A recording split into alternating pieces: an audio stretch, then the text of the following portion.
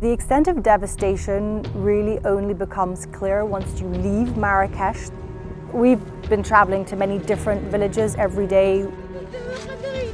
Absolute hell and grief. They've lost everything. They've lost their homes, their communities, if not entire families. I don't even begin to understand what that is like.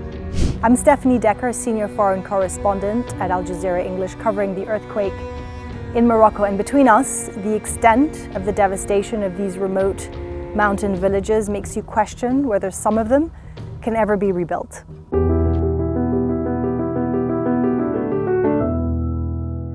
On the night of the 8th of September, Friday night, just past 11 p.m., the earth and the mountains shook.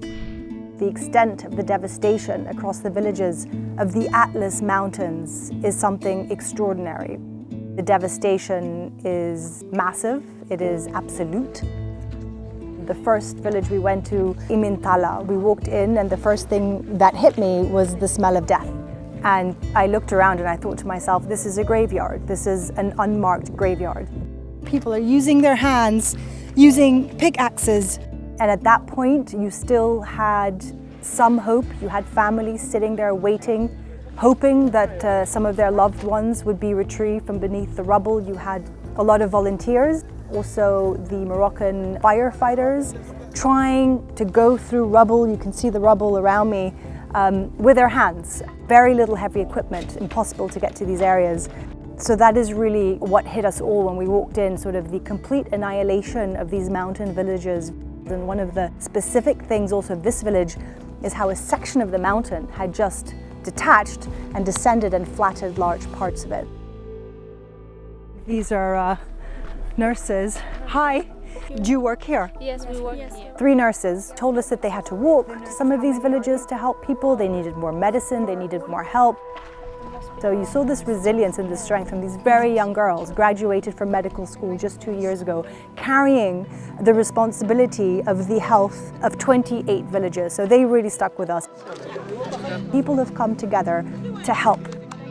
They rushed into the mountains, and of course that comes with logistical challenges because the roads are so small. So suddenly you have much more vehicle traffic, much more congestion. Really, in a lot of these remote places, it is ordinary people that we saw on the ground, handing out food, water, sandwiches, blankets, shoes, slippers in one particular village. This is where I lived with my parents. My mother was in that room. That's where she died, along with my wife. We've seen people break down. One man took us to the door of his house.